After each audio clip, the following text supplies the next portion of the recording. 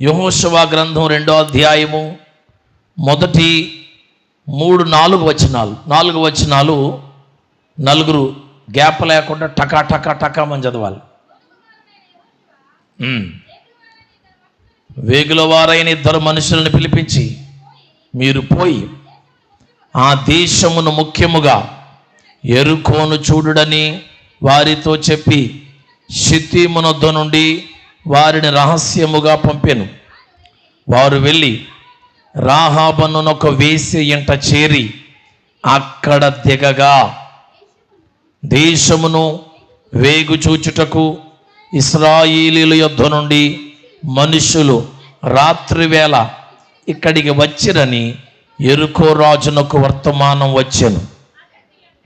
అతడు నీ యొద్దకు వచ్చి, నీ ఇంట చేరిన మనుషులు వెలుపలికి తీసుకొని రమ్ము, వారి దేశమంతటికి వేగు చూచుటకే వచ్చిరని చెప్పుటకు రాహాబునొద్దకు మనుషులను పంపగా, ఆ స్త్రీ ఆ 2 మనుషులను తోడుకొని వారిని దాచిపెట్టి, మనుషులు నా యొద్దకు వచ్చిన మాట నిజమే, దేవుడికి మహిమ కలుగునుగాక. Praise the Lord. ఈ చరిత్ర అర్థం కావడానికి ఒక 2 మాటలు చెప్తాను, వినండి. ఇశ్రాయేలీలు ఐగుప్తు యొక్క బానిసత్వంలో ఉన్నప్పుడు దేవుడు మోషేని పంపించి ఐగుప్తు బానిసత్వంలో నుంచి ఇశ్రాయేలీలను విడిపించాడు. విడిపించిన తర్వాత వారిని కానానుకు నడిపించేటువంటి పనిలో ఉన్నాడు. దేవుడు ఐగుప్తు చెరలో నుంచి ఇశ్రాయేలీలను విడిపించి కానానుకు నడిపించడానికే దిగి వచ్చాడు. వినండి జాగ్రత్తగా. మోషే నడిపించాడు. 120 సంవత్సరాల వరకు మోషే బ్రతికాడు. సరే, మోషే కాలం అయిపోయిన తర్వాత యెహోషువని దేవుడు ఎన్నుకుని ఏర్పాటు చేసుకున్నాడు. యొర్దాను వరకు మోషే ద్వారా దేవుడు నడిపించాడు. ఇప్పుడు యెహోషువని ఏర్పాటు చేసుకుని యొర్దాను దాటించి యెరికో పట్టణాన్ని స్వాధీనం చేసుకునేటువంటి పనిలో ఉన్నారు.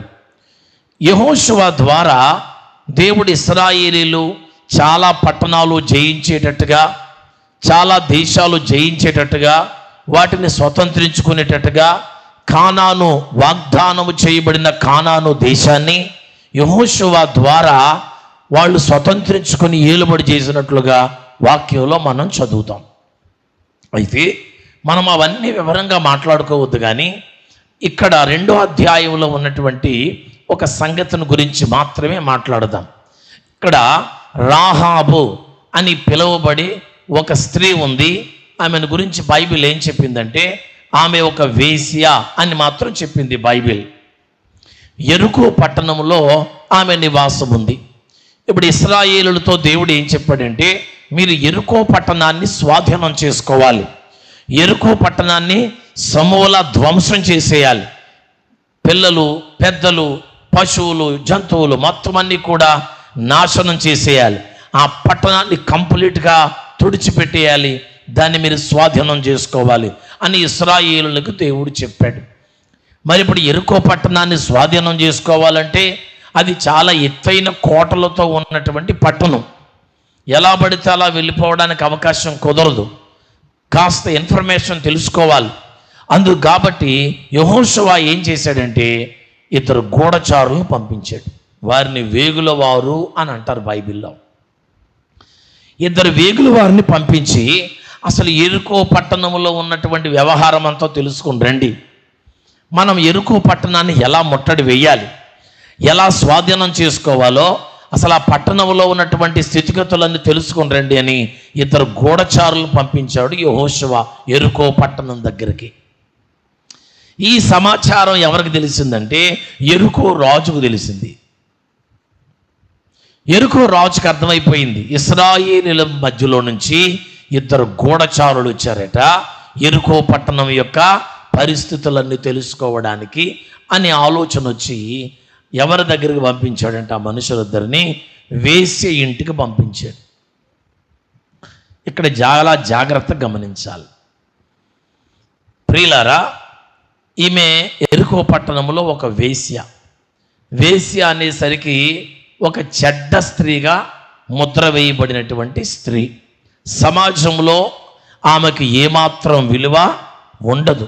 ఆమె జీవితమే చాలా అసహ్యకరమైనటువంటి జీవితముగా సమాజం ముద్ర వేస్తుంది. ఆ జీవితం కలిగిన వారిని వేశ్య అంటారు. ఈమె జీవితం అలాంటిది. అయితే ఈమె దగ్గరికి ఎందుకు పంపించాడు రాజుగారు అంటే, ఆ దేశానికి ఎవరైనా కొత్త వాళ్ళు వచ్చినప్పుడు వాళ్ళు ఎక్కడికి వస్తారంటే వేశ్య ఇంటికే వస్తారు. కాబట్టి ఎప్పుడైతే వీళ్ళు ఆ దేశం ఎంటర్ అయ్యారో, వీళ్ళని పట్టుకోవడానికి మనుషులు వస్తున్నారన్న సంగతి తెలిసిందో, వీళ్ళు వేశ్య ఇంటికి వెళ్ళారు. ఎవరు? యెహోషువ దగ్గర నుంచి పంపించబడిన మనుషులు. చాలా జాగ్రత్తగా వినాలి మీరు. ఆమె ఇల్లు పట్టణానికి గోడ మీద ఎత్తైన స్థలంలో ఉంది. చాలా సెపరేట్గా ఉంది ఆమె ఇల్లు. ఇప్పుడు దేవుని దగ్గర నుంచి వచ్చిన మనుషులు అంటే యెహోషువ, దైవజనుడైన యెహోషువ పంపించిన మనుషులు, వారు కూడా దేవుని యొక్క సేవకులే. ఇప్పుడు ఈ దేవుని దగ్గర నుంచి వచ్చిన మనుషులు ఎక్కడికి వచ్చారంటే రాహాబు అనేటువంటి వేశ్య ఇంటికి వచ్చారు. వాళ్ళు వచ్చింది ఎందుకు వచ్చారంటే, మామూలు మనుషుల వలె ఆ వేశ్య అయినటువంటి ఆ స్త్రీతో తప్పు చేయడానికి కాదు, విచ్చలివిడిగా జీవించడానికి కాదు, కానీ వాళ్ళు ఒక ప్రత్యేకమైన పని మీద అక్కడికి వచ్చారు. దేవుడికి స్తోత్రం, హల్లెలూయా. ఆ ఇంటికి వచ్చిన తర్వాత ఆ వేశ్య వారిని చూసిన తర్వాత ఏమనుకున్నదంటే, వీరు దేవుని దగ్గర నుంచి వచ్చిన మనుషులు, ఇశ్రాయేలుల నుంచి వచ్చిన మనుషులు, వీళ్ళ దేవుడు సామాన్యమైనటువంటి వాడు కాదు అని ఆమె సంపూర్ణంగా గ్రహించింది నా విషయాలు. మీరు హెబ్రీయులకు రాసిన పత్రిక 11వ అధ్యాయము 31వ వచనం చదివితే అక్కడ రాయబడింది. హెబ్రీ చదువునమ్మా. విశ్వాసమును బట్టి రాహాబను వేశ్య వేగుల వారిని సమాధానముగా చేర్చుకొనినందున అవిధేయులతో పాటు నశింపకపోయెను. ప్రైజ్ ద లార్డ్, హల్లెలూయా. వినండి ఇక్కడ జాగ్రత్తగా. రాహాబు అనేటువంటి ఈ వేశ్య యెరికో పట్టణం మీదకి వచ్చినటువంటి ఆ నాశనాన్ని తప్పించుకోవడానికి కారణం చెప్తున్నాడు ఇక్కడ. యెరికో పట్టణం మీదకి వచ్చినటువంటి నాశనం, యెరికో పట్టణస్థులు అందరితో పాటు ఈమె కుటుంబం కూడా చనిపోకుండా ఉండడానికి కారణం ఏంటి అనేది ఆ వచనం యొక్క సారాంశం. మనం ఆ చరిత్ర అంతటి గురించి ఆలోచించొద్దు, కానీ ఆమె ఒక్క జీవితాన్ని గురించి ఆలోచిద్దాం. ఈ మనుషులు అక్కడికి ఎందుకు వచ్చారు? ఆమె ఎందుకు వీళ్ళని చేర్చుకుంది? ఆ మనుషులు అక్కడికి రావడానికి అసహించుకోలేదు. కానీ వాస్తవంగా ఏ మనుషులైనా కాస్త విలువలో, కాస్త పద్ధతిలో జీవించేటువంటి మనుషులు, ఒక క్రమమైనటువంటి పద్ధతిలో బ్రతికేటువంటి మనుషులు క్రమము లేని మనుషుల దగ్గరికి రావడానికి ఆలోచించరా? వచ్చిన మనుషులు ఎక్కడి నుంచి వచ్చారు తెలుసండి? యెహోషువ దగ్గర నుంచి వచ్చారు. యెహోషువ ఎక్కడి నుంచి వచ్చాడు తెలుసండి? మోషే దగ్గర నుంచి వచ్చాడు. మోషే ఎవరో తెలుసండి? దేవుడి దగ్గర నుంచి వచ్చాడు. మోషే ద్వారా యెహోషువకి వీళ్ళందరి మధ్యలో ఏముందో తెలుసండి? ధర్మశాస్త్రం ఉందండి. సీనాయి పర్వతం మీద నుంచి దేవుడు వారికి కొన్ని క్రమాలు నేర్పించాడు, కొన్ని పద్ధతులు నేర్పించాడు, కొన్ని కట్టుబాట్లు నేర్పించాడు, కొన్ని విధానాలు నేర్పించాడు. ఆ విధానాల్లో, ఆ క్రమములో, ఆ కట్టుబాట్ల మధ్యలో తమ జీవితాన్ని కాపాడుకుంటూ దేవుని చేత నడిపించబడుతున్నటువంటి మనుషులు ఇప్పుడు ఎక్కడికి వచ్చారండి? వాళ్ళు ఒక వేశ్య ఇంటికి వచ్చారు. ప్రియులారా, ఇక్కడ గమనించవలసింది ఏంటో తెలుసా? పరిశుద్ధుడైన దేవుడు, ఏమాత్రం కలంకం లేనటువంటి దేవుడు, మహామహిమ కలిగినటువంటి పరలోక రాజ్యాన్ని నుండి పాపముతో నిండిపోయినటువంటి ఈ భూమి మీదకి వచ్చి, అంతేకాకుండా భయంకరమైన అపవిత్ర జీవితాలకి బందీలమైపోయిన మన బ్రతుకుల్లోనికి ఆయన ఏమాత్రం సిగ్గుపడకుండా వచ్చాడు. దేవుడికి మహిమ కలుగును గాక, హల్లెలూయా. ఆయన ఒక రాయల్ ఫ్యామిలీలోనికి రాలే. నేను పాపులను పిలువ వచ్చి తిని కానీ నీతిమంతులను పిలువ రాలేదు అన్నాడు ఆయన. ఆయన పరిశుద్ధుల కోసం రాలే, అపవిత్రుల కోసం వచ్చాడు ఆయన. ఆయన వచ్చి ఈ అపవిత్రులను అపవిత్రమైన జీవితముతో నిండిపోయిన వారందరినీ వాళ్ళ చరిత్రలే మార్చేశాడు. దేవుడికి స్తోత్రం. ఈరోజు దేవుని కృపే గనక లేకపోతే ఇక్కడ మనం ఎవ్వరము కూర్చోవడానికి యోగ్యులము కాదు. మనం ఎవ్వరం ఇక్కడ అర్హులం కాదు. ఏం లేకపోతే, ప్రభు కృపే లేకపోతే. ఎందుకు నాన్నది? ఇక్కడ కూర్చున్న యవ్వన బిడ్డల్లో మీలో కొంతమంది అపోస్తులుగా, ప్రవక్తలుగా, సేవకులుగా లేచి దేశం నలుమూలలకి వెళ్ళగలగాలండి. అదండి దేవుని పని అంటే. దేవుడికి స్తోత్రం. బతికితే దేవుని కోసం బతకాలండి. దేవుడికి మహిమ కలుగును గాక. అలాంటి వారిగా తయారవ్వాలి మనం. దేవుని వాక్యం వింటూ రోషం కలిగిన వారిగా తయారవ్వాలి. కడవరి దినాల్లో ఇంకా కూర్చుని కాలం గడపకూడదు. అలాగా సువార్తను ప్రకటించడానికి వెళ్ళాలి. ఆత్మను సంపాదించాలి. అవసరమైతే మనం చచ్చిపోవాలి. దేవుడికి మహిమ కలుగును గాక. అలాంటి తెగింపులకు రావాలి యవ్వన బిడ్డలు. ఐశ్వర్యరాయిలా తయారవ్వాలని మిమ్మల్ని ప్రోత్సహించట్లేదు. మదర్ తెరిసా లాగా మారాలని ప్రోత్సహిస్తున్నాను మిమ్మల్ని. దేవుడికి మహిమ కలుగును గాక. చూడండి ఎక్కడికి వచ్చారు ఈ మనుషులంటే, ఒక చెడిపోతున్నటువంటి స్త్రీ, చెడ్డ స్త్రీ అనేటువంటి ఒక రాహాబు ఇంటికి వచ్చారు. ఆమె వారిని సమాధానంగా చేర్చుకుంది. సమాధానంగా చేర్చుకుందంటే దాని అర్థం ఏంటి? చేర్చుకోవడానికి ఆమెకి ఏమున్నది చెప్పండి? ఇప్పుడు ధైర్యం ఉంది. ఇక్కడ మీరు గమనించవలసిన విషయం చెప్తున్నాను వినండి. వారిని చేర్చుకోవడానికి ఈమె చాలా రిస్క్ చేసింది. వెంటనే రాజుగారికి అర్థమైపోయింది రాహాబు ఇంటికి ఇద్దరు మనుషులు వచ్చారని అర్థమైపోయింది. వెంటనే సరాసరి మనుషులు ఎక్కడికి వచ్చారు? వచ్చిన వాళ్ళు ఏం మాట్లాడుతున్నారు అక్కడ? నీ ఇంటికి వచ్చిన ఇద్దరు మనుషులు అన్నారు. వచ్చారా వచ్చారా వచ్చారా అని అడగలే. నీ ఇంటికి వచ్చిన ఇద్దరు మనుషులు అంటే ఆల్రెడీ తెలిసిపోయింది. అప్పుడు ఈమె ఏం చేసింది తెలుసండి? ఆ ఇద్దరు మనుషులను తీసుకుని వెళ్ళి అటుకు మీద పెట్టి జనపనార అది ఇది వారి మీద కప్పేసి కనబడకుండా చేసి కిందకొచ్చి వచ్చిన మాట నిజమే కానీ వాళ్ళు వెళ్ళిపోయారు, తరుముకుంటూ ఎల్లండు దొరుకుతారు అని చెప్పి మొత్తం మీద వారిని కాపాడింది. ఒకవేళ ఈమె మాట లెక్క చేయకుండా వాళ్ళిద్దరూ దొమ్మిగా లోపలికి వచ్చేసి ఇల్లంతా తడిమేశారు అనుకోండి, వీళ్ళు అటుకు మీద దొరికిపోతారు. వాళ్ళిద్దరితో పాటు రాహాబును కూడా ఏం చేస్తాడు రాజుగారు? చంపేస్తాడు. రిస్కే కదా. ఇప్పుడు ఈమె ఏమనుకోవాలి? ఎక్కడి నుంచో వచ్చారా మా మనుషులలో, ఎక్కడి నుంచో వచ్చినటువంటి ఈ మనుషుల కోసం నేను రిస్క్ చేయడం ఎందుకు? వాళ్ళు దొరికితే వాళ్ళ ప్రాణాల తీసేస్తాడు, దాచినందుకు నా ప్రాణం కూడా రాజుగారు తీసేస్తాడు, ఇంత రిస్క్ చేయటం ఎందుకు అని అనుకుని వచ్చిన వాళ్ళతోటి అని పట్టించేసింది అనుకోండి. అక్కడ ఉన్నారని చెప్పి రాజుగారు వరహాలు ఇచ్చింది ఈమెకి. గూఢచారులను పట్టించారంటే మరి బహుమతి ఎవరండి? రాజుగారు వరహాలు ఇచ్చేసింది ఆమెకి. కాబట్టి వీళ్ళెవరో ఎక్కడి నుంచో వచ్చిన మనుషులు వీళ్ళ గొడవ నాకెందుకు, వీళ్ళని పట్టించేసాను అనుకోండి నాకు రాజుగారు బహుమానం ఇస్తారు, కాబట్టి నా బహుమానం అందుకుంటాను, వీళ్ళు ఎలా పోతే నాకెందుకులే అని అనుకోవచ్చు. అలాగ అనుకుందా? అలా అనుకోలేదు. ఎందుకు అనుకోలేదు అలాగా? భౌతికపరమైన ప్రస్తుతం కళ్ళ ముందు ఆకర్షణగా కనబడేటువంటి బహుమానం కోసం ఈమె ఆశపడలేదు, కానీ తర్వాత ఆమెకు కలగబోతున్న ఆశీర్వాదం కోసం ఆశపడింది. ప్రైజ్ ద లార్డ్, హల్లెలూయా. నిరీక్షణ ద్వారా, విశ్వాసము ద్వారా ఆమె పొందబోతున్న స్థాయి కోసం ఆశపడి రిస్క్ చేసింది. ఇప్పుడు మామూలు రిస్క్ కాదండి ఆమె తీసుకున్న రిస్క్. ఎందుకు తీసుకున్నదంటే హెబ్రీ గ్రంథకర్త రాస్తాడు ఆ మాట, విశ్వాసమును బట్టి.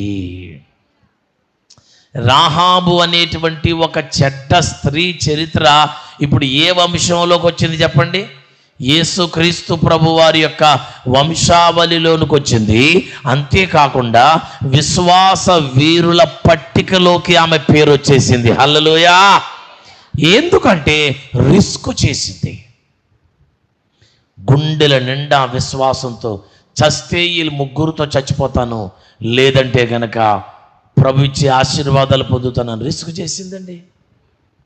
ప్రియులారా, దైవ దీవెనలు మన జీవితాల్లోనికి రావాలి అంటే, సెకండ్, దేవుడు మనకి ఇవ్వబోయేటువంటి ఆ ఉన్నతమైనటువంటి బహుమానాలు మనం పొందాలి అంటే ఇప్పుడు మనం రిస్క్ చేయాలి. బైబిల్ గ్రంథంలో చాలామంది అలాగే రిస్క్ చేశారు. ఇప్పుడు ఈమె ఎవరిని చేర్చుకుందాం? ఇంతకీ ఈమె అసలు విషయానికి వద్దాం, ధ్యానం చేద్దాం, వాక్యం జాగ్రత్తగా ధ్యానం చేసుకుందాం. ఇందాక నేను ఏం చెప్పాను? షుగర్ పేషెంట్లకి చెప్పాలా? గట్టిగా చెప్పాలి. ఆల్రెడీ ట్రీట్మెంట్ ఇచ్చేసాను సార్, డయాబెటిక్ పేషెంట్లకి ట్రీట్మెంట్ ఇచ్చేసాను. ఏంటది? క్రిందకి వెళితే మీకు తినాలన్నా త్రాగాలన్నా ఏదో ఒకటి దొరుకుద్ది, టఫాన్ లోపటేసేసుకుని మళ్ళీ పైకి వచ్చేయండి. దేవుడికి మహిమ కలుగును గాక. అంతే తప్ప మీ మీద జాలితో, కనికరముతో నేను మిమ్మల్ని వదిలిపెట్టడం అనేది జరగదు. దేవుడికి మహిమ కలుగును గాక. హల్లెలూయా, హల్లెలూయా. దేవుని వాక్యం మీకు అర్థం కావాలి. పరిశుద్ధాత్ముడు మనందరి కోసం ఏం వాక్యం దాచిపెట్టించాడో అది మనకు అర్థం కావాలి. దేవుడికి మహిమ కలుగును గాక. ఇప్పుడు జాగ్రత్తగా వినండి. మనం ఆలోచించేది ఎవరి కోసం అంటే, ఒక వేశ్య, రాహాబు అనే ఒక వేశ్య. ఈ వేశ్య జీవితములో ఉండే ఈమె జీవితం అసలు మామూలుగా లేదు. యేసయ్య వంశావళిలోకి వచ్చింది, విశ్వాస వీరుల పరిశుద్ధుల పట్టికలోకి వెళ్ళింది. ఎమ్మెల్యే గారి వరుసలో మన కుర్చీ వేయాలంటే ఏ రేంజ్ ఉండాలి చెప్పండి మనకి? ప్రధానమంత్రి గారు కూర్చునే కుర్చీ వరుసలో మన కుర్చీ వేయాలంటే మనకి ఏ రేంజ్ ఉండాలో ఆలోచించండి ఒక్కసారి. ఇప్పుడు ఆదాము గారు, అబ్రహాము గారు, ఇస్సాక్ గారు ఉన్నటువంటి వరుసలో ఈమెకు కుర్చీ వేశారంటే ఈమె ఏ రేంజ్కి వెళ్ళిపోయిందో ఆలోచించండి ఒక్కసారి. ఆ రేంజ్కి వెళ్ళిపోయిందంటే ఇక్కడ ఏం చేసింది ఈమె? ఓట్లతో గెలిచిందా? ఏం చేసింది? ఒక బలమైన విశ్వాసం ఉంచింది రిస్క్ చేయడానికి. దేవుడికి స్తోత్రం. సరే, ఈమె ఇంటికి వచ్చింది ఎవరండి? క్రమము పద్ధతి పాడు లేని మనుషులా, ఒక క్రమములో ఉన్న మనుషులా? మోషే ధర్మశాస్త్రం ప్రకారంగా నడుచుకుంటున్న మనుషులు. వాళ్ళందరూ అన్నారు యెహోషువ 1వ అధ్యాయంలో, మేము మోషే మాట విన్నట్లుగా నీ మాట కూడా. అంటే దైవజనుడికి లోబడినటువంటి మనుషులు, ఇంటికి వచ్చిన మనుషులు, దేవుని దగ్గర నుంచి వచ్చిన మనుషులు, మోషే ధర్మశాస్త్రం ప్రకారంగా దేవుని యొక్క సేవను జరిగిస్తున్న మనుషులు. దేవుడికి మహిమ కలుగును గాక. వాళ్ళు వచ్చారండి ఈమె ఇంటికి, వాళ్ళని చేర్చుకుందండి ఈమె. వాళ్ళు ఏమీ క్రమం లేని మనుషులు కాదు, లెక్కలేని మనుషులు కాదు, ఒక పద్ధతి ప్రకారంగా జీవించకుండా ఉండే గాలికి తిరిగే మనుషులు కాదు. ఈమెమనుకున్నా తెలుసా? ఇప్పటి వరకు నా ఇంటికి వచ్చిన మనుషులు వేరు, ఇప్పుడు నా ఇంటికి వచ్చిన మనుషులు వేరు. Praise the Lord. ఇప్పటి వరకు నా ఇంటికి వచ్చిన మనుషుల దగ్గర నేను ప్రవర్తించినట్లుగా ఇప్పుడు నా ఇంటికి వచ్చిన మనుషుల దగ్గర నేను ప్రవర్తించకూడదు.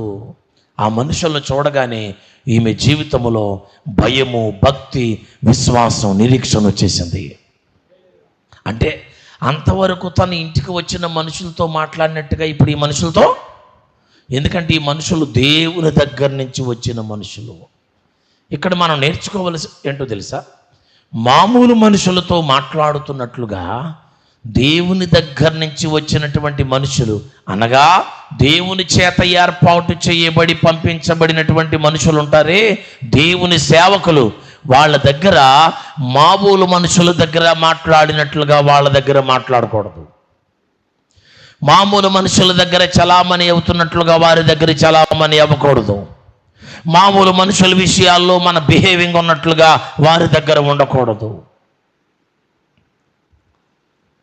ఈరోజు క్రైస్తవ సమాజంలో కనబడేది అదే. ఇంట్లో ఉన్న సామాన్యమైన మనుషులు మనం ఎలా చూస్తామో దేవుని దగ్గర నుంచి వచ్చిన మనుషులు దేవుని సేవకులను కూడా అదే పద్ధతిలో చూస్తారు. ఈ వచ్చినటువంటి వీళ్ళు, రాహాబు అనే వేశ్య ఇంటికి వెళ్ళినటువంటి వీళ్ళు అంతకుముందు వచ్చిన మనుషులుగా ప్రవర్తించలేదు. ఈ మనుషులు చాలా డిఫరెంట్ క్యారెక్టర్. దేవుని దగ్గర నుంచి వచ్చిన మనుషులు, దేవుని యొక్క సేవకులు కూడా మామూలు మనుషులు మాట్లాడినట్లుగా మాట్లాడకూడదు. మరదల పిల్ల బాగున్నావా? ఒకరోజు నేను ఊరు మీటింగ్కి వెళ్ళాను. ఆ పాస్టర్ గారు నన్ను భోజనానికి తీసుకెళ్తున్నాడు, ఇంకో ఇంటికి. నన్ను వాక్యానికి చెప్పడానికి పిలిచిన పాస్టర్ గారు తీసుకెళ్తూ ఎవరో సంఘంలో విశ్వాసం కనపడితే, మరదలా ఎలా ఉన్నా బాగున్నావా అని అన్న. నోరు పెకాలించి ఒకేసారి నాకు వాంతుకు వచ్చినట్టు అయిపోయింది. ఆమె సంఘంలో విశ్వాసి, ఈయనేమో దైవజనుడు. నీకు మరదలవుతుందో వదినవుతుందో ఏమవుతుందో తర్వాత సంగతి, అది పక్కన పెట్టు. కానీ నువ్వేం సంబోధించాలి ఇక్కడ? ఒక సహోదరిగా, ఒక బిడ్డగా, ఒక కుమార్తెగా సంబోధించవలసినటువంటి మనుషుడు ఏమని సంబోధించాడు? అది తప్పు అంటుంది బైబిల్ గ్రంథం. దేవుని దగ్గర నుంచి వచ్చినటువంటి మనుషులు అంతకుముందు వచ్చిన మనుషులు మాట్లాడినట్లుగా ఈమె ఇంట్లో మాట్లాడలేదు. అలాగా అంతకుముందు వచ్చిన మనుషుల దగ్గర ప్రవర్తించినట్లుగా ఈమె కూడా అలా ప్రవర్తించలేదు వాళ్ళ దగ్గర. ఇప్పుడు వేసే ఇంటికి వస్తారు. ఎవరు వస్తారు? పిచ్చి పనులు చేసిన వాళ్ళే చేరతారు అక్కడికి. వాళ్ళతో ఈమె ఎలా మాట్లాడుతుంది? వ్యంగ్యంగా మాట్లాడుతుంది. ఆమె వృత్తది. కానీ అప్పటి వరకు ఏ వృత్తిలో ఉందో పక్కన పెట్టేయండి. అప్పటి వరకు ఆమె క్రమశిక్షణ ఒకటి, ఈ మనుషులు వచ్చిన తర్వాత క్రమశిక్షణ ఒకటి. హల్లెలూయా. ఇక అక్కడి నుంచి ఆమె కంప్లీట్గా మారిపోయింది. కానీ వెళ్ళిపోయిన తర్వాత మళ్ళీ మొదటి స్థాయిలోకి వెళ్ళిపోయినట్లుగా ఉందా బైబిల్లో? మీకు లేదు. దేవుడు నిన్ను దర్శించనంత కాలం, దైవ సేవకుల సహవాసం నీకు దొరకనంత కాలం, సంఘము నీకు దొరకనంత కాలం, దేవుని మనుషులు నీతో మాట్లాడనంత కాలం నువ్వెలా జీవించావు అనేది పక్కన పెట్టండి. దేవుడు దాన్ని పరిగణలోకి తీసుకోడు. కానీ నీ దగ్గరికి శుభవార్త వచ్చిన తర్వాత, నీ దగ్గరకు దైవ సేవకులు వచ్చిన తర్వాత, దైవ సన్నిధిని ఇంటికి వచ్చిన తర్వాత నుంచి మాత్రం నీ ప్రతి అడుగును దేవుడు పరిగణలోకి తీసుకుంటాడు. అక్కడి నుంచి సమస్తం నూతనమైపోవాలి. ఎవడైనను క్రీస్తు యేసు నందు ఉన్న ఎడల వాడు నూతన సృష్టి, పాతవి గతించిపోవాలి, సమస్తం ఏమవ్వాలి చెప్పండి. ఇక్కడున్న వాళ్ళందరిని అడుగుతున్నాను, నీకు సంఘం పరిచయం కానప్పుడు నువ్వు ఎలా జీవించావో పక్కన పెట్టండి. నీకు దైవ సేవకుడు, దైవ సేవకురాలు పరిచయం కానంతకాలం నువ్వు ఎలా జీవించావో పక్కన పెట్టండి. నీకు బైబిల్ పరిచయం కానంతకాలం నువ్వు ఎలా బ్రతికావో పక్కన పెట్టండి. నీకు దేవుని సేవకుని ఉపదేశం దొరకనంతకాలం నువ్వు ఎలా బ్రతికావో పక్కన పెట్టండి. కానీ ఇప్పుడు నీకు దైవజనుడు దొరికాడు, సంఘము దొరికింది, సహవాసం దొరికింది, ఉపదేశం దొరికింది, బైబిల్ దొరికింది, వాక్యం దొరికింది. ఇక నుంచి నువ్వు ఎలా బ్రతుకుతున్నావు అనేది అది చెప్పండి. చాలామంది జీవితాల్లో కనబడేది ఏంటో తెలుసా? ఒక సంఘము సహవాసం దొరకని కాలంలో, అంటే నువ్వు అన్యురాలుగా విగ్రహాలని ఆరాధించుకుంటూ నీకు మనసుకు నచ్చినట్లుగా జీవించినప్పుడు ఎలాగైతే ఉన్నావో, ఇప్పుడు దేవుడి మందిరం దొరికిన తర్వాత, ఉపదేశం దొరికిన తర్వాత, దైవజనులు దొరికిన తర్వాత, వాక్యం విన్న తర్వాత కూడా అదే జీవితాన్ని నువ్వు జీవిస్తున్నావంటే, ఇక్కడ ఒక వచనం మీకు గుర్తు చేయాలి. వేశ్యనైనా క్షమిస్తాను కానీ వేషధారిని మాత్రం. అంటే ప్రభు దృష్టిలో ఇప్పుడు ఎవరు గొప్ప? ఎవరిని క్షమిస్తున్నాడు? ఆయన దృష్టిలో ఎవరు గొప్ప అంటే వేశ్యే గొప్ప, కానీ వేషధారి గొప్ప కాదు. ఆయన క్షమాపణ వేశ్యకు చెందుతుంది కానీ వేషధారికి చెందదు. వేశ్యనైనా క్షమిస్తానన్నాడు, క్షమించాడు. దేవుని మనుషులు ఆమె దగ్గరికి రానంత కాలము, దైవ సందేశం ఆమె దగ్గరికి రానంత కాలము ఆమె ఎలా జీవించిందనేది దేవుడు చూడలే. కానీ దేవుని మనుషులను చేర్చుకున్న తర్వాత, దైవ సందేశం చేర్చుకున్న తర్వాత, ఉపదేశానికి లోబడిన తర్వాత ఆమె జీవితంలో కలిగింది ఒక విప్లవాత్మకమైన మార్పు కలిగింది. దేవుడికి స్తోత్రం. విప్లవాత్మకమైన మార్పు కలిగిందని ఎలా చెప్పగలరు అంటే, ఎంత విప్లవాత్మకమైన మార్పు కలగకపోతే ఆమె నా తల్లి అని చెప్పుకుంటాడండి యేసుప్రభు వారు. ఆయన వంశావళిలో చేర్చుకున్నాడు. పితరుల దినాల నుంచి ఉన్నటువంటి హేబేలు దగ్గర నుంచి ఉన్న విశ్వాసుల పట్టికలో ఆమె పేరును చేర్చేశాడు. దీన్ని బట్టి లెక్కేయండి, ఆమె గుండెల్లో కలిగిన మార్పు ఎంత విప్లవాత్మకమైన మార్పు. మాటలతో చెప్పుకునే సింపుల్గా ఉండే విశ్వాసం కాదు ఆమె జీవితంలో వచ్చింది. ఆమె ఏమి నమ్మిందో చూడండి. అక్కడ మీరు 15వ వచనం నుంచి చదవండి.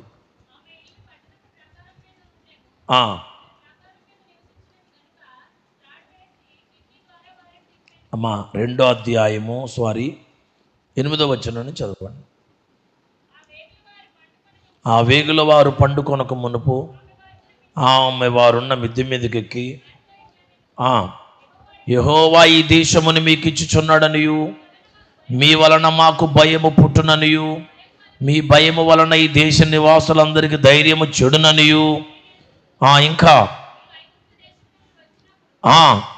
మీ ఎదుట యెహోవా ఎర్ర సముద్రపు నీరుని ఎలాగో ఆరిపోచేసెనో. చదవండి చదవండి చదవండి అందరూ.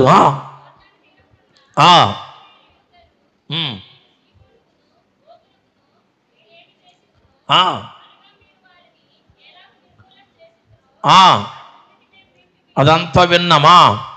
మేము వినినప్పుడు మా గుండెలు కరిగిపోయాయి. మీ దేవుడైన యెహోవా పైన ఆకాశమందును క్రింద భూమి యందును దేవుడే, మీ ఎదుట ఎట్టి మనుషులకైనను. Praise the lord. ఆమె విశ్వాసానికి నిర్వచనం చూడండి. అక్కడ మీ దేవుడండి మీకు భలే పెట్టాడండి, బండలో నుంచి నీళ్ళు ఇచ్చాడండి, మీకండి ఆయన ఎర్ర సముద్రం పాయలు చేశాడండి, భలే పూరిళ్ళు మన్నా కురిపించాడండి, భలే పెట్టాడండి దేవుడు, అందుకంటే మేము దేవుడు అంటే ఇష్టం మాకు అంటుందండి ఆమె. ఎర్ర సముద్రాన్ని పాయలు చేసినప్పుడు, యొర్దాను నదిని ఆరిపోచేసినప్పుడు, హల్లెలూయా, రాజులను శత్రువులను తరుముతున్నప్పుడు ఆయన చేసిన కార్యాలు వింటుంటే మా గుండెలు కరిగిపోయాయి. Praise the lord. అంటే ఇప్పుడు ఆమె గుండెల్లో ఏం జరిగింది చెప్పండి. ఇక్కడ ఒక రూపాంతరము జరిగింది. దేవుడికి మహిమ కలుగును గాక. ఇంకా ఆమె ఏమి కృతజ్ఞతతో నిండిపోయింది. అలాంటి సర్వశక్తిమంతుడైనటువంటి దేవుని సేవకులు ఈ పాపిష్టురాలైన నా ఇంటికి రావటం దేవుడు నాకు ఇచ్చిన మహాభాగ్యం అనుకుందండి. Praise the lord. ఎంత కృతజ్ఞతతో నిండిపోయిందండి ఆమె. నా జీవితం ఏంటి, నా పద్ధతి ఏంటి, నా బ్రతుకేంటి, నేను వేశాను ఎరుకో పట్టణంలో కొంచెమైనా విలువ లేని దానని. అలాంటి నా దగ్గరికి భూమి ఆకాశాలు సృష్టించిన సృష్టికర్త అయినటువంటి దేవుని యొక్క సేవకులు, ఆ మహాదేవుని మనుషులు నా గడప తొక్కి నా ఇంటికి వచ్చి నా ఇంట్లో ఉండటం అనేది, వారికి సేవ చేసే భాగ్యం నాకు దొరకటం అనేది, వారిని దాచిపెట్టే భాగ్యం నాకు దొరకటం అనేది, అయ్యో అయ్యో వారిని రక్షించి వారికి సేవ చేసుకునే భాగ్యం నాకు దొరకటం దేవుడిచ్చిన గొప్ప భాగ్యముగా పరవశించిపోతుందండి అమ్మ. దేవుడికి మహిమ కలుగును గాక. ఎప్పుడైనా మన బ్రతుకుల్లో ఈ అనుభవం వచ్చిందండి, నేనెక్కడా, సర్వోన్నతుడైన దేవుడు నాకు దొరకటం ఎక్కడా? అంతేకాదు ఆ మహాశక్తి కలిగినటువంటి దేవుని యొక్క సేవకుల హృదయంలో నాకు ప్లేస్ దొరికిందంటే ఇది ఎంత భాగ్యం. ఆ మహాదేవుని సేవకుని యొక్క కుటుంబములో, ఆ సంఘములో, ఆ పరిచర్యలో నాకింత భాగం దొరికిందంటే ఇది దేవుడు నాకు ఇచ్చిన ఎంత భాగ్యం అని ఎంతమంది ఆశపడుతున్నారండి? దేవుని సన్నిధికి రావటం భాగ్యం అని ఎంతమంది అనుకుంటున్నారు? అసలు దైవజనులు నా ఇంటికి నాకు దొరకటమే భాగ్యం అని ఎంతమంది అనుకుంటున్నారు? అలాగాపోతే ఇంకొకరు వస్తారండి, సిటీకి ఎత్తి పరిగెత్తుకొచ్చేస్తారండి పాస్టర్లో. ఏ మనసుతో ఉన్నావు ఈరోజు నువ్వు? ఫోన్ చేస్తానండి, అసలు నేను కోట పెట్టానండి 10 మంది పాస్టర్లు వస్తారండి నేను చెప్పానంటే అసలు అదా నీ అనుభవం ఈరోజు? చిచ్చి, అంతకన్నా దౌర్భాగ్యపు అనుభవం ఇంకెక్కడ ఉందండి? నేను చెప్పానంటే 10 మంది పాస్టర్లు వచ్చేస్తారండి. నేను కేకేశానంటే అసలు పనులు మానుకొని వచ్చేస్తారండి వాళ్ళు. అలా గర్వపడుతున్నావా? లేక ఈ దీనురాలు దగ్గరికి దేవుని సేవకుడు అడుగు పెట్టడం ఈ దీనురాలుకి ఇచ్చిన మహాభాగ్యమని కృతజ్ఞతతో ఎంచగలుగుతున్నావా? మా సంఘంలో కొన్ని కుటుంబాలు ఉన్నాయి. నేను ఎప్పుడు వాళ్ళ గృహాలు దర్శించను. ఒకవేళ నేను వాళ్ళ గృహాలు దర్శించాలి, వచ్చి ప్రార్థన చేయాలంటే కనుక వాళ్ళు నాకు ఫోన్ చేసి చెప్పాలి, అయ్యా మా ఇంటికి వచ్చి కాస్త ప్రార్థన చేయండి అని వాళ్ళు కోరాలి. నేను వచ్చినప్పుడు వాళ్ళ ఇంటిళ్ళపాది ఇంటి దగ్గర ఉండాలి. నేను వారికి వాక్యం చెప్పి ప్రార్థన చేసి వస్తాను. అది నా దర్శనం. అంతే తప్ప గబగబా వెళ్ళిపోయామా, ఉన్నారమ్మా, అయ్యగారండి మధ్యాహ్నం నుంచి రండి, అలా పైకి వెళ్ళరండి, కిందకి వెళ్ళరండి, ఇలాంటి దర్శనాలు చేయనండి నేను. ఒకవేళ మేము రావాలంటే కనుక వాళ్ళు కబురు పెట్టాలి.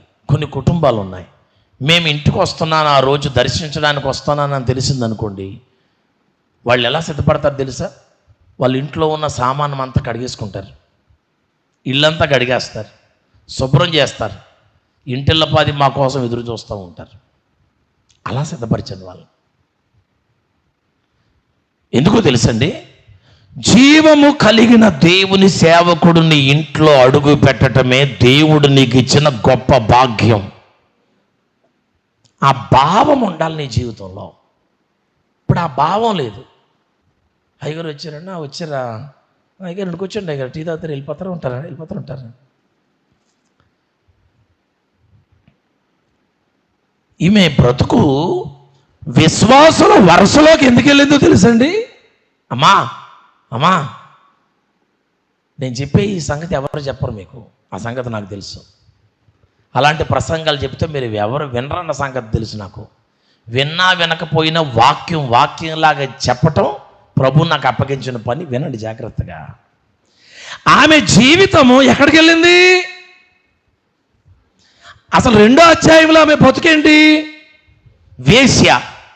కానీ మత్తయి శుభవార్త 1వ అధ్యాయంలోకి వెళ్ళి చదివితే ఎక్కడుందామే? ఒకవేళ మహాభక్తుడైనటువంటి అబ్రాహాము, బాయ్ ఇక్కడికి వచ్చేవేంటి నువ్వు, నీ బతుకు ఎక్కడా, నా బతుకు ఎక్కడా అని అడిగాడండి ఆయన. మహాదేవుని మీద విశ్వాసంతో జీవించిన వారి బ్రతుకులు, చరిత్రలు అద్భుతంగా ఆయన మార్చేస్తాడు. దేవుడికి స్తోత్రాలు. ఆమె గుండెల్లో విశ్వాసం చూడండి. నేను ఎక్కడ ఈ మనుషులు రావడం, అయ్యా చేర్చుకుంది, వాళ్ళని దాచిపెట్టింది, రిస్క్ చేసింది.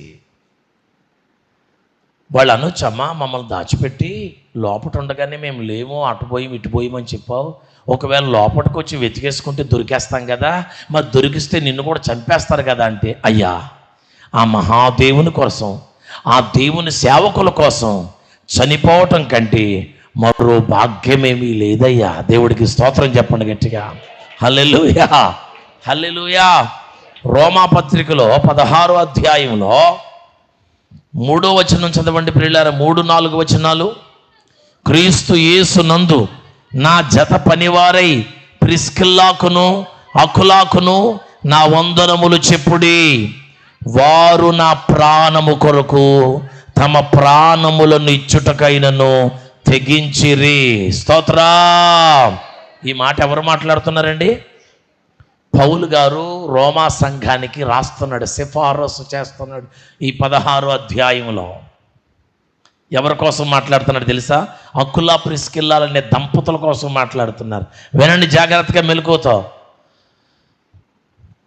ఇదిగో రోమా సంఘస్థులారా, అకులా ప్రిస్కిల్లాలను చేర్చుకుని వారికి ఆతిథ్యం ఇచ్చి వారిని గౌరవించండి, వారిని ఘనపరచండి. ఎందుకో తెలుసా?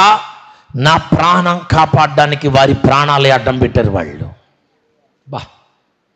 దైవజనుడిని ఎంతగా ప్రేమించారు, ఏం సహాయం చేశారు చూడండి వాళ్ళు. పౌలు గారి సేవలోనండి, పౌలు గారి పరిచర్యలో పౌలు గారిని కాపాడడానికి తమ ప్రాణాలు అడ్డం పెట్టేశారంటే అకుల ప్రిస్కిల్లాలని దంపతులు వారండి విశ్వాసులు.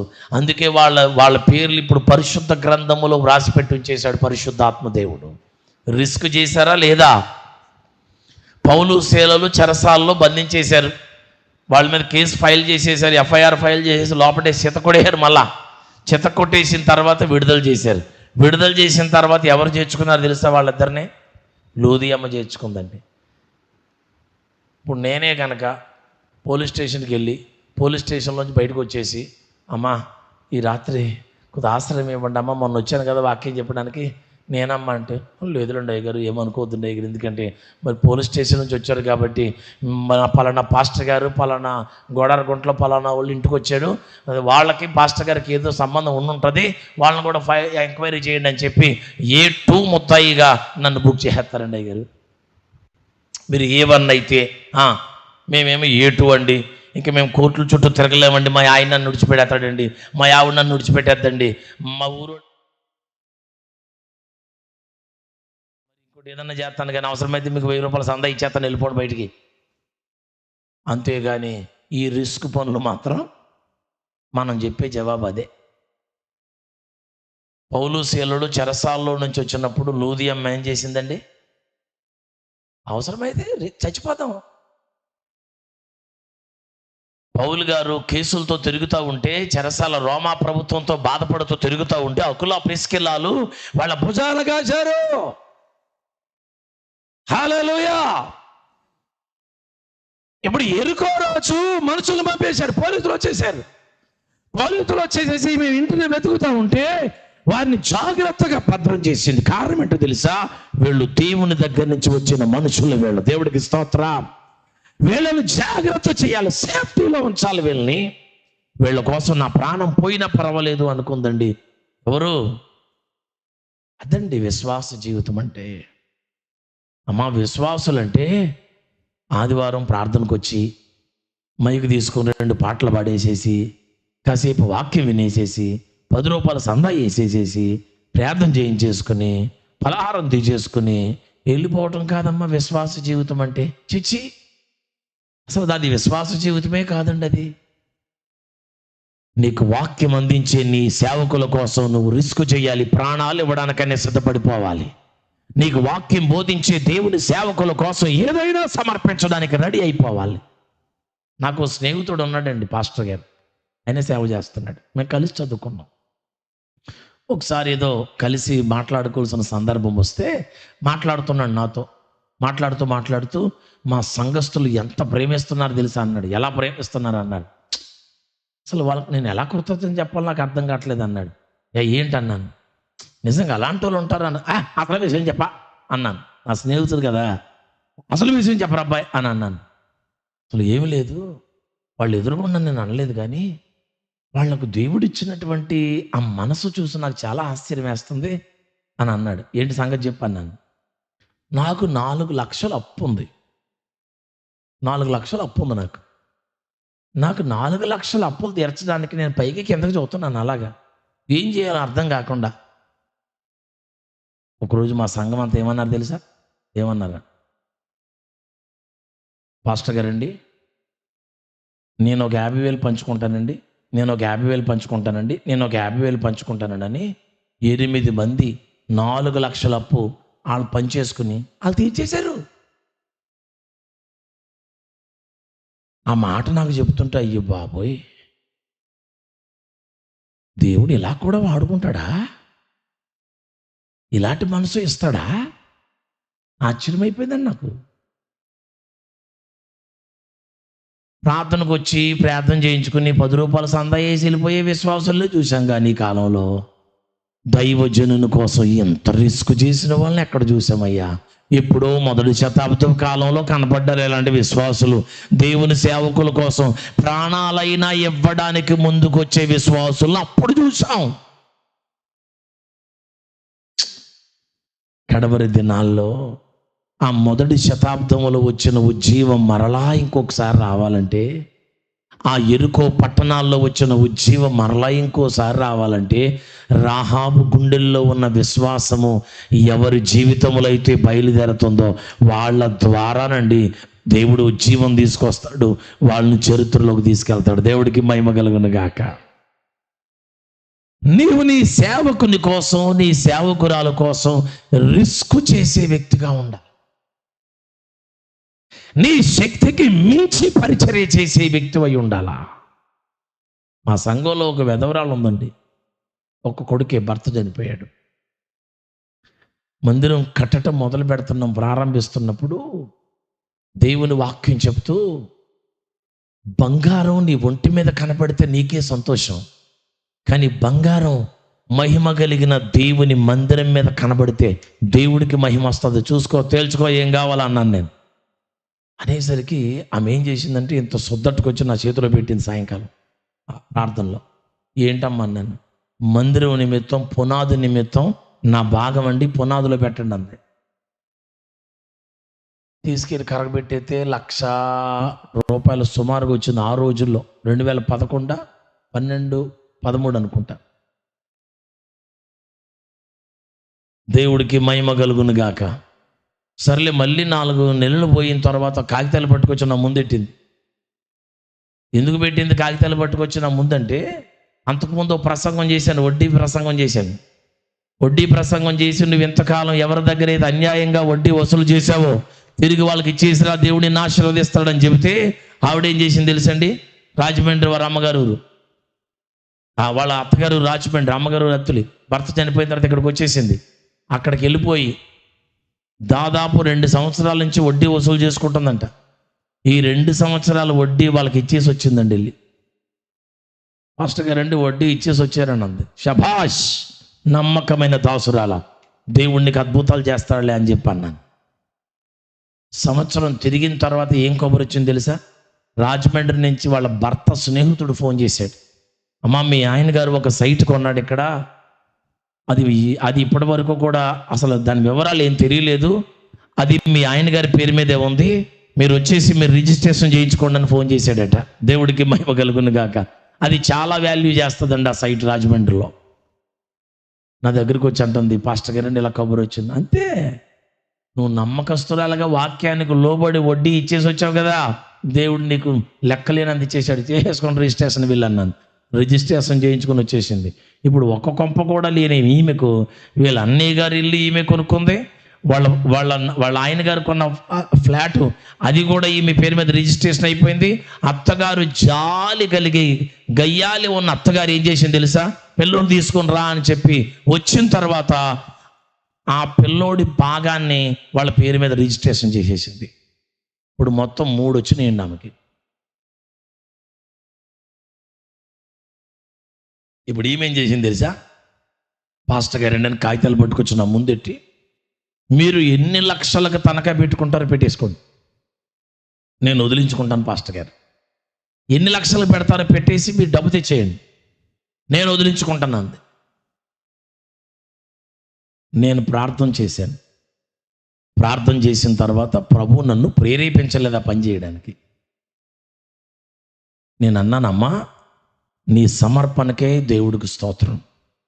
దేవుడు నీ గుండెల్లో సమర్పణ చూశాడు, కానీ అది అంగీకరించే మనసు మాత్రం నాకు లక్షలు అవసరం ఇప్పుడు, కానీ అది అంగీకరించే మనసు నాకు లేదు. నీ సమర్పణకు దేవుడికి స్తోత్రం. ఈ కాగితాలు పట్టుకెళ్ళి లోపల దాచిపెట్టేసుకో. దేవుడు నీకు ఇచ్చాడు, దేవుడు నిన్ను దీవించాడు, నీవు నీ బిడ్డతో ఉండు. నీ సమర్పణకు దేవుడికి స్తోత్రం అమ్మా. ఈ కాగితాలు పట్టుకెళ్ళి లోపల పెట్టేయి, నాకు ఆ మనసు లేదు అన్నాను. ఆవిడ ఆశ్చర్యపోతుంది.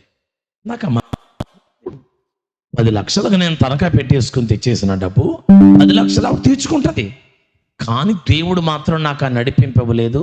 నేను ఆ పని చేయలేదు. ఆయన పని ఆయన చేసుకుంటాడమ్మా, నువ్వేం తొందరపడద్దు, పెట్టేసిరా, ఆయన పనికి ఆయనే చేసుకుంటాడని నా నమ్మకత్వాన్ని కూడా దేవుడు పరిశీలన చేశాడు ఆ టైంలో. దేవుడికి స్తోత్రాలు. ఆ తర్వాత లక్షలు కురిపించేశాడు దేవుడు. దాదాపు ₹1,00,000 పైనే ఖర్చు పెట్టాను దేవుడి మందిరానికి. దేవుడికి మహిమ కలుగును గాక. ఎలా వచ్చిందల్లా వచ్చేసిందల్లా వచ్చేస్తుంది కదా లాగేలేదు నేను. నా ప్రభు చెప్పింది చేశాను. దేవుడికి మహిమ కలుగును గాక. హల్లెలూయా. నాకు అక్కర్లేదు, ఆమె సమర్పణతో వచ్చింది, కానీ దేవుడు నాకు మనసు ఇవ్వలేదు ఆ వెధవరాల దగ్గర తీసుకోవడానికి. వెళ్ళమ్మా, దాచిపెట్టుకో, దేవుడికి స్తోత్రం. కానీ ఆమె గుండెల్లో ఉన్న మనసు చూడండి. దేవుని యొక్క సేవకులు, దేవుని దగ్గర నుంచి వచ్చిన మనుషులు, వీరి కోసం ఏదైనా చెయ్యాలి అనే తపన ఆమె గుండెల్లో వచ్చింది, రాహాబు గుండెల్లో. కనుకనే ఆ ఉన్నతమైన అనుభవాల్లోకి వెళ్ళిపోయింది ఆమె. దేవుని సంగమాన్ని నేను చెప్తున్నాను వినండి. ఈరోజు మీకు నీ జీవితంలో దేవుని దగ్గర నుంచి వచ్చిన మనుషులకు నువ్వు ఇచ్చిన స్థానం ఏంటి? నా క్వశ్చన్ అది. నిన్ను రక్షణలోకి నడిపించిన దైవ సేవకులు, నీకు ఉపదేశం బోధించిన దేవుని సేవకులు, యెరికో పట్టణాన్ని స్వాధీనం చేసుకోవడానికి వచ్చే సేవకులకు ఆమె అంత ప్రాధాన్యత ఇచ్చింది కదా. దేశాన్ని దేవుని కోసం పట్టుకోవడానికి వచ్చినటువంటి దైవ జనులు, నీకు దేవుడు అప్పగించిన సేవకులకు నీ గృహంలో, నీ జీవితంలో నీవిచ్చిన స్థానం ఏంటి?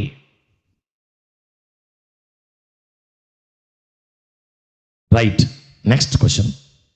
వీళ్ళని ఎక్కడ పెట్టిందండి ఈమె తీసుకెళ్ళి? చెప్పాలి, అందరూ చెప్పాలి. ఎక్కడ పెట్టింది? మిద్దె మీద పెట్టింది. మిద్దె భూమిలో ఉంటుందా, పైన ఉంటుందా? మిద్దె ఉంటుంది. అంటే దేవుని దగ్గర నుంచి వచ్చిన మనుషులకి ఈమె ఇచ్చిన స్థానం ఏంటంటే పై స్థానం ఇచ్చింది. ఇప్పుడు సెకండ్ క్వశ్చన్ ఏంటంటే, దేవుని యొక్క సేవకులకు నీ ఇంట్లో, నీ జీవితంలో నీవిచ్చిన స్థానం ఏంటి? ఇవన్నీ లెక్కలు కట్టుకుని దేవుడు దాన్ని బట్టి నీకు ఫైనల్గా ఇస్తాడు జడ్జిమెంట్. ఒక వేశ్యను తీసుకెళ్ళి ఆ ఉన్నతమైనటువంటి అనుభవాల్లో దేవుడు పెట్టాడంటే ఈమె జీవితంలో ఎన్ని కొలిచాడో చూడండి, ఏం చూశాడో చూడండి. దేవునికి కానీ, దేవుని దగ్గర నుంచి వచ్చిన మనుషులకు కానీ ఈమె ఇచ్చినటువంటి స్థానాన్ని చూసి, ఇలాంటి వాళ్ళకి ఇవ్వాలి రబ్బాయి నేను నా స్థానం. వాళ్ళ బతుకును చూడలేదండి, వాళ్ళు దేవునికి, దేవుని సేవకులకు ఇచ్చిన స్థానాన్ని చూశాడు దేవుడు. ఈ మధ్యాహ్న సమయంలో నీ గుండెల్లో దేవుడు అదే చూడాలనుకుంటున్నాడు. నువ్వు దేవునికి ఇచ్చిన స్థానం ఎంత? దేవుని దగ్గర నుంచి వచ్చిన దైవ సేవకులు ఉంటారే, దేవుని సేవకులు, వారికి నీ ఇంట్లో నువ్వు ఇచ్చిన స్థానం ఎంత? మిద్దె మీద పెట్టిందంటే వీళ్ళని తీసుకెళ్ళి, ఈరోజు నీ బంధువులకి ఇచ్చిన స్థానం కన్నా, నీ ఇంటోళ్ళకి ఇచ్చిన స్థానం కన్నా, రాజకీయ నాయకులకు ఇచ్చిన స్థానం కన్నా, దేవుని దగ్గర నుంచి వచ్చే మనుషులకు నువ్వు ఇచ్చే స్థానం ఉన్నతంగా ఉండాలి. ప్రైజ్ ద లార్డ్, హల్లెలూయా. తెనాల్లో ఒక పాస్టర్ గారు ఉంటాడు. నేనే బాప్తిసం ఇచ్చాను అతనికి, సేవలోకి నేనే ప్రతిష్ఠించి అభిషేకించాను. మంచి సేవ చేస్తున్నాడు. మీటింగ్స్ పెట్టాడు, తన బంధువులందరినీ పిలిచాడు. బంధువులందరినీ పిలిచిన తర్వాత అన్నాడు, అన్నా మీరు ఇంటి దగ్గర ఉండండి, వీళ్ళందరిని అక్కడక్కడ పెడతాను. అదేంటి బాబు అంటే, మొదటి స్థానం దేవుని సేవకుడికి ఇవ్వాలి. వాళ్ళ ఇంట్లో ఒక కంచం కొన్నారండి, వెండి కంచం అన్నమాట. ఆ వెండి కంచం కొని పెట్టి ఉంచుతాడు. నేను వచ్చినప్పుడు తీసి దాంట్లో భోజనం పెడతాడు. నేను వెండి కంచంలో భోజనం చేయాలని కాదు, అక్కడ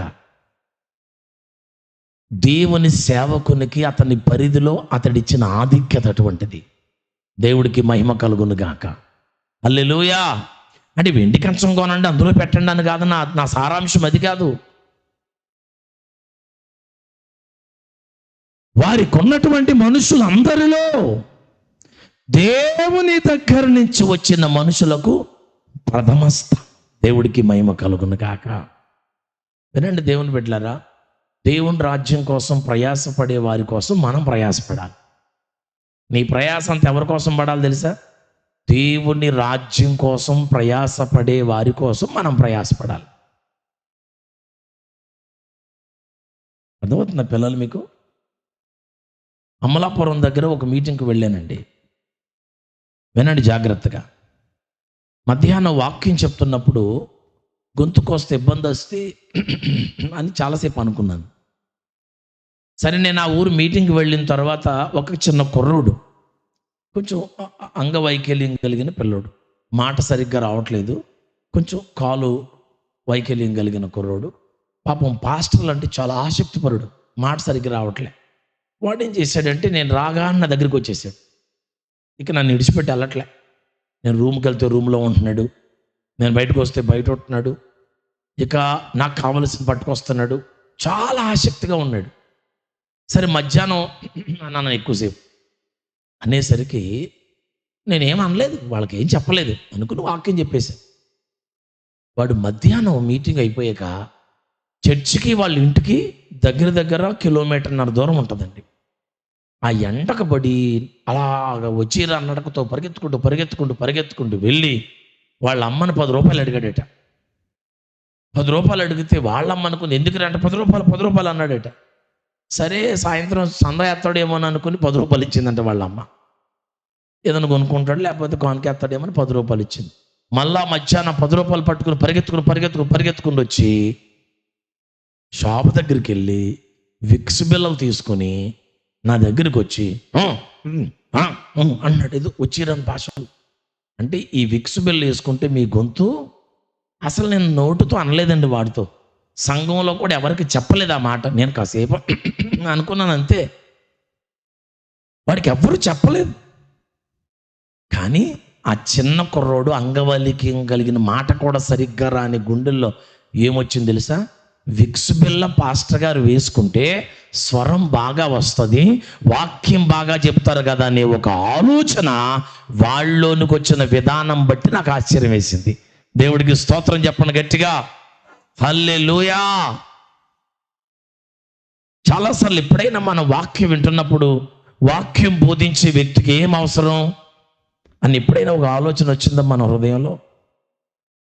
వాక్యం బోధిస్తూ ఉంటాడు కదా పాస్టర్ గారు, వాక్యం చెప్తూ ఉంటారు, ఆయనకి చెమట పడుతూ ఉంటుంది కదా, ఒక మంచి కచ్చీఫ్ కావాలి కదా, నేను ఏమి ఇవ్వకపోయినా కనీసం నెలకు 4 కచ్చీఫ్లైనా సప్లై చేద్దాం పాస్టర్ గారికి. ఎప్పుడైనా వచ్చిందా ఈ ఆలోచన? ఆదివారం పాస్టర్ గారు వాక్యం చెప్తున్నారు కాబట్టి నా ఇంట్లో నుంచి ఏమి వెళ్ళకపోయినా ప్రత్యేకంగా నెలకు 4 కచ్చీఫ్లు నా ఇంట్లో నుంచి పాస్టర్ గారికి సప్లై వెళ్ళాలి. దేవుని రాజ్యం కట్టే వారిని మనం కట్టాలా? సంఘం అంటది. దేవుని రాజ్య వ్యాప్తి కోసం ప్రయాసపడే వారి కోసం మనం ప్రయాసపడాలా? సంఘం అంటది. ఉపన్యాసాలు వెళ్ళిపోయే ప్రేక్షకులు కాదు సంఘం అంటే. ప్రాణాలైనా అడ్డం పెట్టి దేవుని యొక్క సేవకులను కాపాడుకునేది సంఘం అంటే. దేవుడికి స్తోత్రం చెప్పండి గట్టిగా. ఆ సమర్పణ గనక మీ జీవితంలో ఉంటే పరలోక రాజ్యంలో గొప్ప బహుమానం అందుకుంటారు మీరు. మన బంధువులనండి, మనకు నచ్చిన వాళ్ళకి మాత్రం ఏదైనా చేస్తాం, నచ్చిన వాళ్ళకి మాత్రం, బంధువుల్లో బాగా ప్రేమగా నచ్చారనుకోండి 4,000 రూపాయల చీరైనా కొనిపెట్టేస్తాం వాళ్ళకి. వీళ్ళు నచ్చలేదనుకోండి, ఏదో పేరుకి పెట్టాలి కదా, వచ్చింది పెట్టకపోతే మళ్ళీ పెట్టలేదన్న పేరు పడిపోద్దని చెప్పి అనుకుని ఏం చేస్తాం చెప్పండి?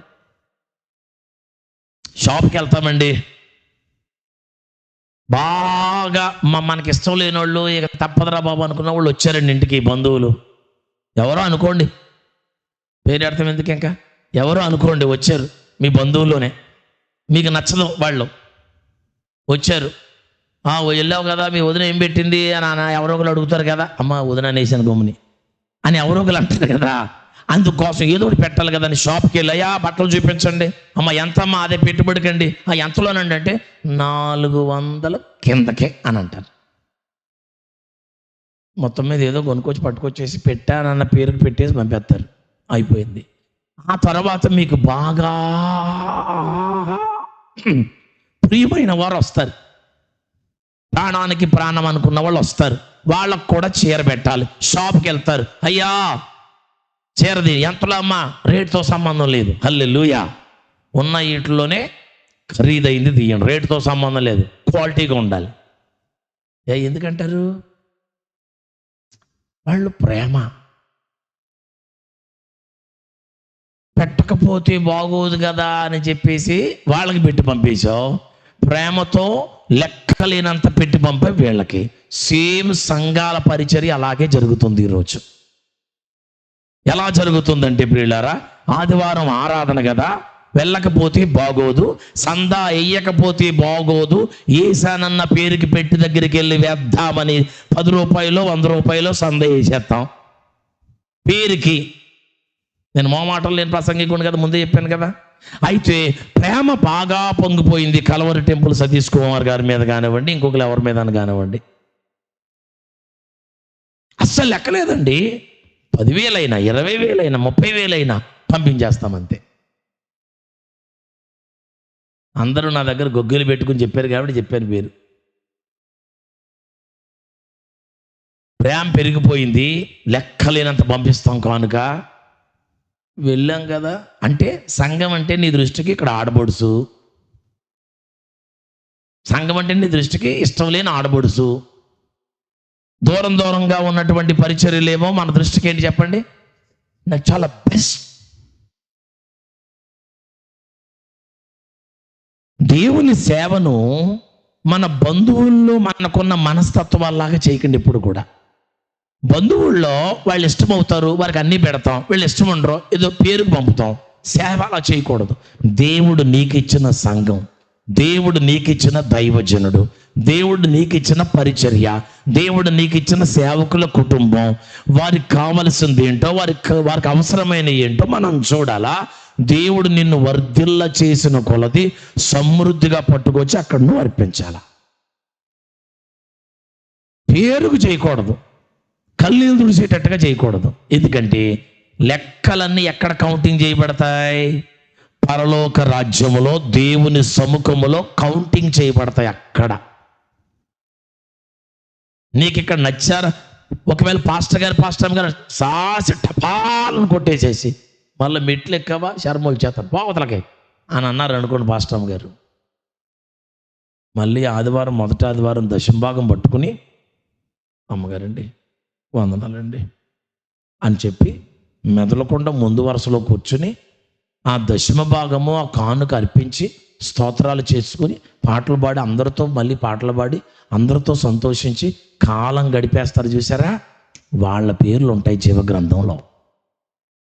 ఒకవేళ అదే పరిస్థితి మీకు వచ్చింది అనుకోండి, సాసు పెట్టి కొట్టేసేసి మళ్ళీ గుమ్మం ఎక్కువ మెట్లు ఎక్కువ శర్మలు చేస్తాను అవతవా లాగా సంఘానికి నువ్వు ఎప్పుడు కూడా చెయ్యి చెయ్యి నీ ముఖం చూపించక అసలు ఇక్కడ ఏ కోటానికి రాక అసలు ఆదివారం నువ్వు మెట్లు ఎక్కుతాకి వెళ్ళలేదు బాబాడికి చెయ్యి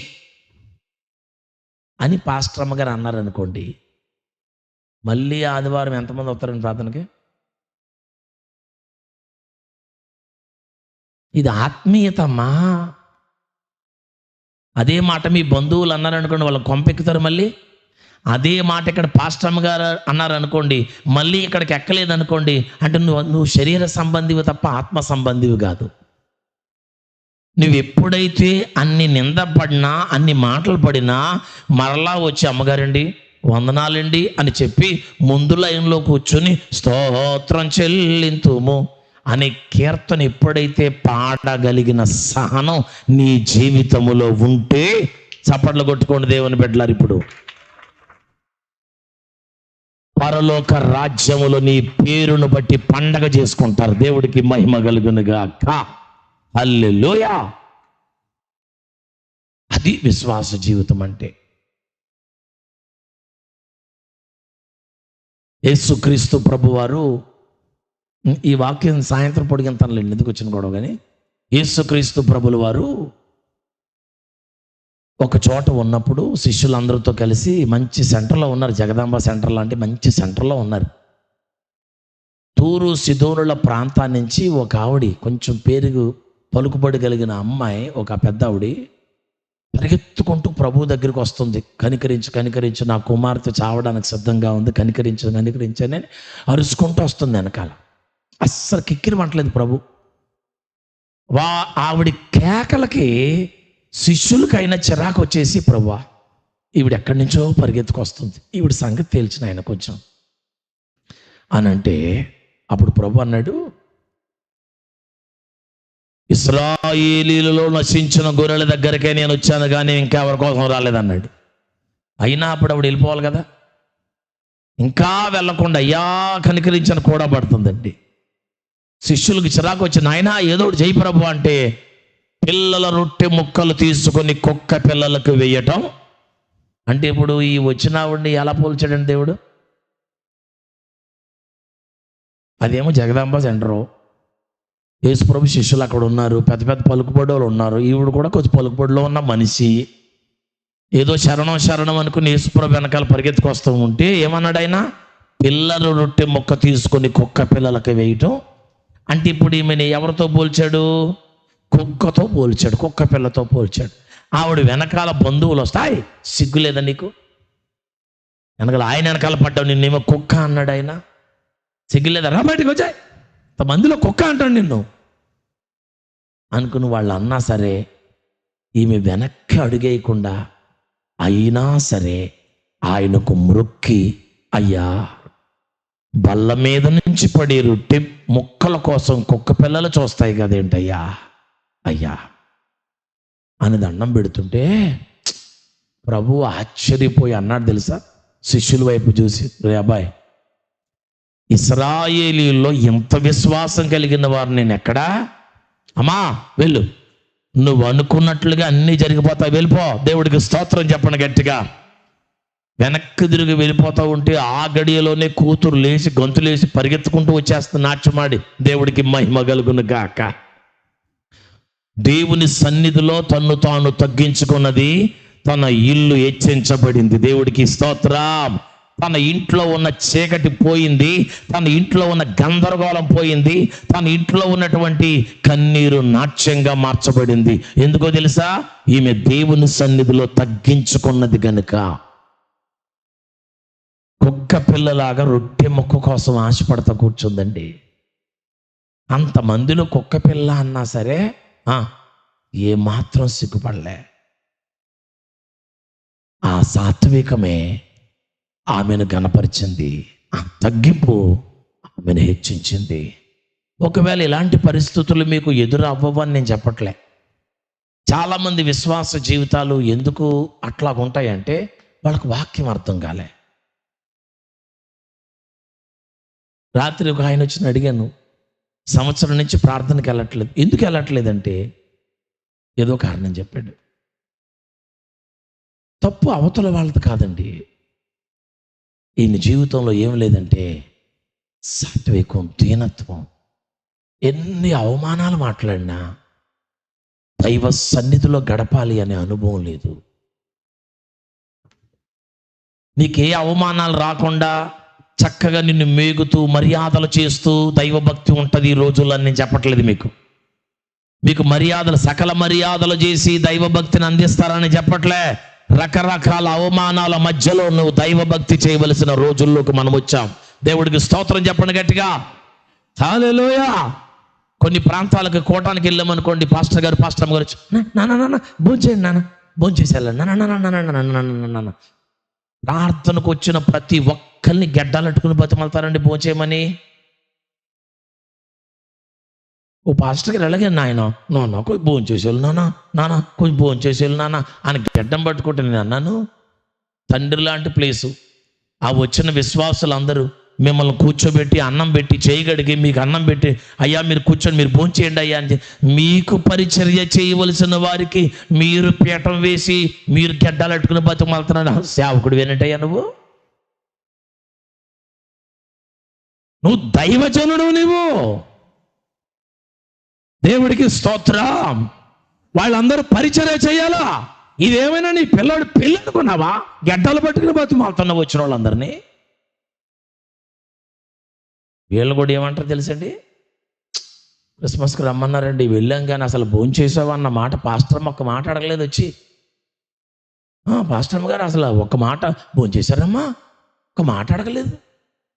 పాస్టర్ గారు కూడా దగ్గరికి వచ్చి అడగలేదు. పాస్టర్ గారు, పాస్టమ్మ గారు నీకు అతిథి మర్యాదలు చేయాలని ఎదురు చూసావంటే యు ఆర్ అన్ఫిట్. నువ్వు విశ్వాస జీవితంలో పగిలిపోయిన వ్యక్తివే. విశ్వాసం అనేది నీ బ్రతుకులో ఏమాత్రం లేదు. నువ్వు ఏ ప్రార్థనకి వెళ్ళినా, ఎక్కడికి వెళ్ళినా, నీవు జిల్లా కలెక్టర్ అయిపోయినా సరే నడుమొంచి ఎంగిల్ ప్లేట్లు కడిగి పరిచర్యలు చేయటం మొదలు పెట్టాలా. దేవుడికి స్తోత్రం. హల్లెలూయా. అది రాజమండ్రిలో మీటింగ్స్ జరిగే, వైబి అగస్టిన్ గారి మీటింగ్స్, పాల్ ప్రసాద్ పాస్టర్ గారని బిక్కవోల్ నుంచి వెళ్ళేవారు అన్నప్పుడు కొత్తలో. వాళ్ళు చౌదరీస్ ఫ్యామిలీ, రిచ్ ఫ్యామిలీ. రాజమండ్రిలో జరిగే మీటింగ్స్ దగ్గర వాళ్ళు చేసే పని ఏంటో తెలుసా? ప్రజలందరూ భోజనాలు చేసి వెళ్ళిపోయిన తర్వాత, అప్పుడు పేపర్ ప్లేట్లు లేవు, ప్లాస్టిక్ ప్లేట్లు. ఆ భార్యాభర్తలు ఇద్దరు, రైస్ మిల్స్ ఉన్నాయి వాళ్ళకి. స్విట్జర్లాండ్లో పెద్ద జాంబే దేశంలో పెద్ద జాబ్ చేసి వచ్చినటువంటి కుబేరుడు ఆయన. దేవుడికి స్తోత్రం. లాస్ట్ ఇయర్ వచ్చారు కదమ్మా మీకు. అంత సంపన్నమైనటువంటి వ్యక్తి. వాళ్ళిద్దరు పరిచయం ఏంటో తెలుసు. అక్కడ అందరూ భోజనాలు చేసి వెళ్ళిపోయిన తర్వాత భార్యాభర్తలు ఇద్దరు కూర్చొని ఆ ఎంగిల్ ప్లేట్లు అన్నీ కడిగి ఒబ్బుడు చేసి అప్పుడు వచ్చి స్టేజ్ మీద కూర్చుని వాళ్ళు వాక్యం చెప్పేవారు స్టేజ్ మీద కూర్చొని. అదండి వాళ్ళదే. ప్రియులారా, దేవుని యొక్క సేవకులు చాలామంది కొంతమంది ఉంటారండి. మేము క్యాంపులు పెట్టేవాళ్ళం కొన్ని హాల్లో. నాకు లాస్ అయిపోయేది, నేను వాక్యం చెప్పేసేవాడిని. వాక్యం చెప్పేసి మరో సేవకుడికి వాక్యం చెప్పమని ఇచ్చేసేసి నేను ఇద్దరు కుర్రోళ్ళు తీసుకుని యాసిడ్ పెనాయిలు అన్నీ పట్టుకుని స్టూడెంట్స్ క్లాసులో కూర్చున్న తర్వాత వాళ్ళ బాత్రూములు అన్నీ కంప్లీట్గా కడిగేసి మెదలకుండా వచ్చి మళ్ళీ స్టేజ్ మీద కూర్చుని వాళ్ళం. పరిచర్య ధర్మం నేర్చుకోవాలంటే ముందు దేవుని సేవ చేయడం నేర్చుకోవాలి, పరిచర్య చేయడం నేర్చుకోవాలి. దేవుడికి మహిమ కలుగును గాక. ఆమేన్, హల్లెలూయా. తను తాను తగ్గించుకుందామే, హెచ్చించబడింది. అవమానాలు వచ్చినాయి కదా అని వెనక్కి తిరిగి వెళ్ళిపోలేదండి. సంఘం అంతటికి చెప్తున్నాను, వినండి. అవమానాలు, నిందలు, మీ పరీక్షలు ఎక్కడెక్కడ వస్తాయి అనుకోవద్దు. కొన్నిసార్లు దేవుని సేవకురాల ద్వారా మిమ్మల్ని పరీక్షించవచ్చు దేవుడు, వారి పిల్లల ద్వారా పరీక్షించవచ్చు దేవుడు. పరీక్ష ఏ రకంగానైనా రావచ్చు. నీ సహనాన్ని తెలుసుకోవడానికి దేవుడు ఏ రకంగానైనా పరీక్ష చేస్తాడు. అమ్మ ఎందుకు రాలేదమ్మా, అమ్మగారు అలాగ అన్నారండి, చిన్నమ్మగారు అలా అన్నారండి, ఆ బాబు ఇలాగ అన్నాడండి, అందుకని ఇంకా నువ్వు ఇలాంటి కారణాలు చెప్పావంటే ఫెయిల్ అయిపోయినట్టు ఎగ్జామ్లో. మరలా చెప్తున్నాను, ఎన్ని పరీక్షలైనా రావచ్చు, నీకు ఎవరి ద్వారా అయినా రావచ్చు.